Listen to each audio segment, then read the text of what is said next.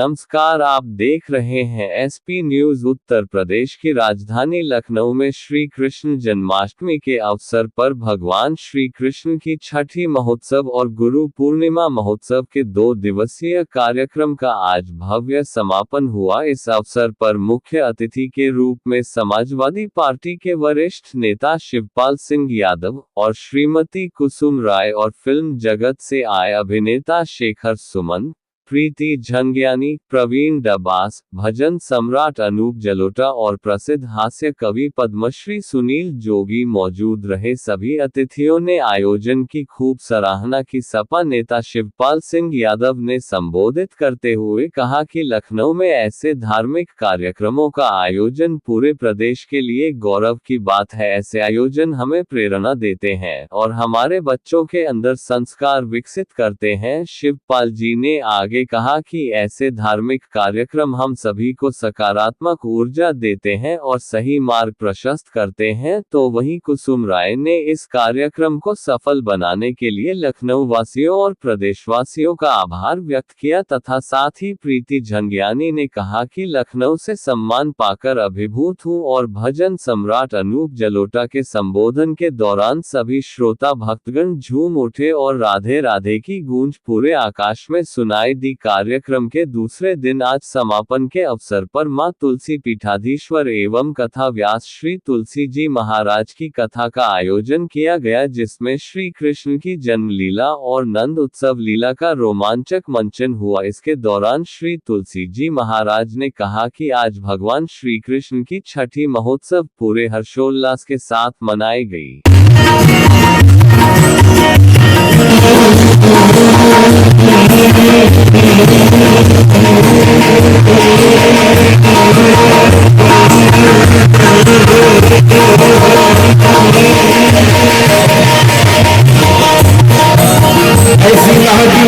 श्री कृष्ण की छठी महोत्सव है और गुरु पूर्णिमा महोत्सव भी है, तो बहुत ही अच्छा लगता है जब श्री श्री गुरु जी तुलसी महाराज जी जब बोलते हैं तो बहुत ही सुंदर लगता है। और आज तो 4 चांद लगे क्योंकि अनूप जलोटा जी गा रहे हैं, तो मतलब बहुत ही अच्छा महसूस हो रहा है, बहुत सुकून महसूस हो रहा है। और फिर लखनऊ आके तो हमेशा अच्छा ही लगता है और यहाँ का खाना टेस्ट करने में अभी जब भी आते हैं लखनऊ तो मतलब पेट ऐसे भर जाता है, तो बहुत अच्छा लगा। मैम, आपको एज ए एंटरटेनर के तौर पर देखा जाता है और आज एक स्पिरिचुअल इवेंट में आप आए हैं, तो उसके लिए क्या कहेंगी? कितनी स्पिरिचुअल है, कितनी जुड़ी हुई है अपने धर्म से या इस चीज़ के बारे में? मुझे लगता है आज की ज़िंदगी में स्पिरिचुअल होना एक नेसेसिटी है और मैं हमेशा से ही काफ़ी अपने आप को भगवान के पास मानती हूँ। मैं मानती हूँ कि भगवान हमेशा मेरे साथ है, मेरे साथ चलते हैं और ये मैं हर लाइफ की हर चीज़ में देखती हूँ और हर चीज़ के लिए हमेशा उनसे शुक्रिया अदा करना बहुत ज़रूरी है। आज ये इवेंट भी बहुत ही ज़रूरी है क्योंकि लोगों को लाइफ में आज इतनी स्ट्रेसफुल लाइफ में एक सुकून चाहिए, एक पीस चाहिए और मुझे लगता है स्पिरिचुअलिटी और भगवान के पास होना और एक रिलीजन को फॉलो करना, अपने धर्म को फॉलो करना, एक अपने आप को सुकून देना। जी प्रवीण जी, आपने भी आज बहुत सारे लोगों को मोटिवेट किया, एक सेल्फी को लेकर भी बात बोली, सनातन धर्म को लेकर, तो क्या कहेंगे सर, यूथ को किस तरीके से आप देखते हैं? सबसे पहले राधे राधे और जय श्री राम। बहुत अच्छा लग रहा है वापस लखनऊ आके और जैसे मैडम ने बोला हमेशा बहुत अच्छा लगता है तुलसी महाराज जी के साथ हम जुड़े हुए हैं और यूथ को हम यही बोलना चाहेंगे कि नया भारत सब जुड़ के बना रहे हैं। नए भारत के लिए सबने मेहनत करनी है, सिर्फ इंस्टाग्राम और सोशल मीडिया पे मत रहिए, बहुत मेहनत करनी है। जो देश को आगे ले जाना है, धर्म को जैसे बताया, हम यहाँ पे एक स्पिरिचुअल इवेंट है, स्पिरिचुअलिटी और आपको अपने धर्म का रिस्पेक्ट करना और दूसरे के धर्म का भी रिस्पेक्ट करना बहुत जरूरी है।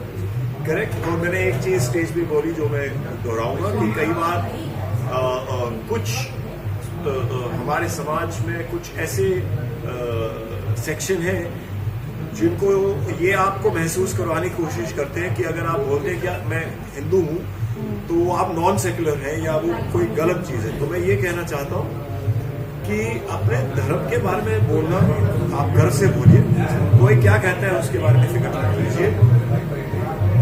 ये बहुत अच्छी बात है कि आप अपने धर्म को लेके अच्छे हैं। ये है कि आप अपने भी धर्म के साथ अच्छे बनिए और दूसरों के साथ भी।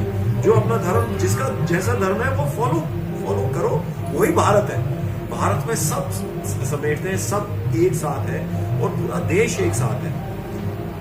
आप अपने घर में क्या कर रहे हैं वो अलग बात होगी, लेकिन सब धर्मों को मिलके एक देश को स्ट्रांग बनाना है। जब हम भारतवासी होते हैं तब हम हिंदू, मुसलमान, सिख, ईसाई नहीं होते, तब हम सिर्फ भारतवासी हैं। और भारतवासी सब जुड़ के एक साथ मिलके आगे बढ़ना है। मैं एक चीज बोलना चाहूंगा, सब भारतवासियों को इकट्ठा होके स्ट्रांग होके आगे बढ़ना बहुत जरूरी है, क्योंकि कई सारे देश दुनिया में ऐसे हैं जिनको अच्छा नहीं लगता कि भारत बहुत अच्छा कर रहा है और आगे बढ़ रहा है। वो हमको बांटने की कोशिश करते हैं और मैं यही कहूंगा कि भारतवासी नहीं बटेंगे, साथ मिलके भारत को आगे ले जाएंगे। जय भारत। सर आज के कार्यक्रम के बारे में क्या कहना चाहेंगे? आज श्री श्री तुलसी जी महाराज के दर्शन हुए, उनकी कथा सुनी, सुंदर प्रवचन सुना। बहुत ज्ञानी पुरुष है और आज का जो यूथ है वो इनसे कनेक्ट हो जाता है, क्योंकि ये आज की भाषा बोलते हैं। मुझे यहाँ आने के लिए उनका आदेश था, साथ ही साथ स्मिता ठाकरे जी जो बाला साहब ठाकरे उनके परिवार से हैं, उनकी बहू हैं, उन्होंने मुझे संपर्क किया तो मैं आया हूँ। पहली बार मैंने श्री तुलसी महाराज जी के कार्यक्रम में भजन गाए हैं, लेकिन मुझे बहुत आनंद आया। इतने प्रेम से सबने सुना, वो स्वयं बड़े प्रेम से सुनते हैं, क्योंकि वो स्वयं गाते हैं। जो मनुष्य खुद गाता है वो सुनता भी अच्छा है। अभी मेरे गाने के बाद उसका प्रवचन चल रहा है, मैं बीच में आ गया हूँ आप सबसे बातें करने, लेकिन उनका प्रवचन भी चल रहा है, लोग बहुत आनंद ले रहे हैं। लखनऊ तो मेरा है, मैं लखनऊ का हूँ, तो यहाँ तो जब आता हूँ आनंद आता ही है। कोई नई बात नहीं है मेरे लिए। परसों भी लखनऊ में था, 2 दिन लखनऊ में था। तो एक शेर है कि लखनऊ हम पे फिदा, हम फिदाए लखनऊ, किसकी जरूरत जो हमसे छुड़ाए लखनऊ। लखनऊ का ही है, लखनऊ की रहेगी। ठीक है। भगवान श्री कृष्ण सर आपके ऊपर कितना प्रभाव, कितना आपको? हम तो बचपन से भजन गा रहे हैं, 7 साल की आयु से। भगवान कृष्ण की हम पे कृपा हुई है, तो उनके आदेश से ही हम गा रहे हैं। ईश्वर का आदेश नहीं होता तो कोई कुछ नहीं करता, नहीं तो हम भी प्लेबैक सिंगर बन जाते। लेकिन हमको प्रभु का आदेश है कि भजन गाओ, तो भजन भी लगे हैं और बहुत आनंद ले रहे हैं। हमारे भारत के चौथे स्तंभ मीडिया के सभी भाई बंधु, आपको बहुत बहुत शुभकामना। आज हमने भी आपके पत्रकार का माध्यम देख लिया कि आप लोगों ने रात भर के अंदर पूरे भारत में, पूरे उत्तर प्रदेश में छठी महोत्सव का उत्सव मना दिया। तो आप सबको भी छठी महोत्सव का बहुत सारा शुभकामनाएं। आप लोग हमारे साथ इतना समय लेके आए, आप सब बहुत बहादुर हैं, कहाँ कहाँ करते हैं। लेकिन आज समापन नहीं, आज शुरुआत हुआ है। समापन तो उस दिन होगा जिस दिन हम समाप्त होंगे, उससे पहले कोई चीज की शुरुआत होती है, समापन तो अंत में होती है।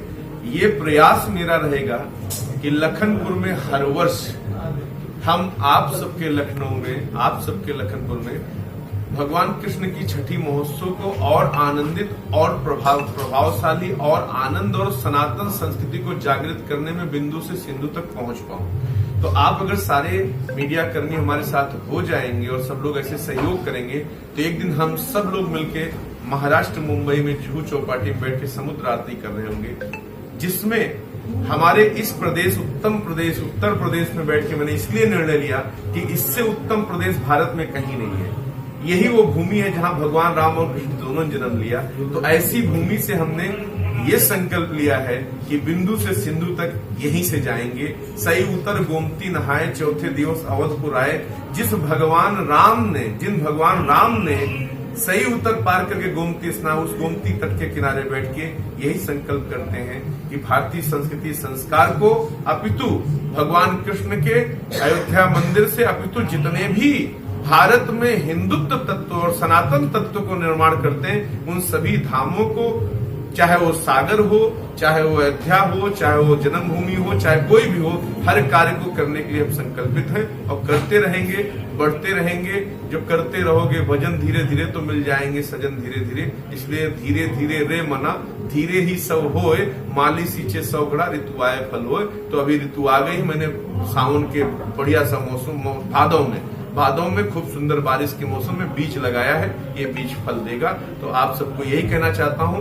कि देशवासी और लखनऊ वासी अपितु सभी लोग अपने घर में छठी मनाइए, अपने बच्चों को संस्कार दीजिए ताकि ओल्ड एज होम बंद हो जाए, ताकि ये जितने भी संस्थाएं, जितनी भी चीजें ओल्ड एज होम को सपोर्ट करती हैं, मैं इसलिए निवेदन करूंगा कि उनके बच्चों को संस्कार दीजिए। ओल्ड एज होम में माँ बाप जब जाते हैं तो मर जाते हैं, तो वो ओल्ड एज होम में जाने की बहादुरी नहीं है। तो आपका बेटा आईएएस हो या पीसीएस हो या ब्यूरोक्रेट हो या नेता हो या मंत्री हो, वो सबसे पहले माँ बाप प्रथम धर्म है, उनका निर्वाह करिए। इसलिए छठी मनाइए। भगवान कृष्ण की तरह आप भी सेवा कर पाएंगे, भगवान राम की तरह आप मर्यादा कर पाएंगे। यही कहना चाहिए। महाराज जी, जिस तरह से श्री कृष्ण जी की गोपियां उनके लिए ललायित रहती थी, आज जो उत्सव हो रहा था यहाँ पर भी तमाम महिलाएं थी एकदम इस पूरे उत्सव में उसी अंदाज में दिखी।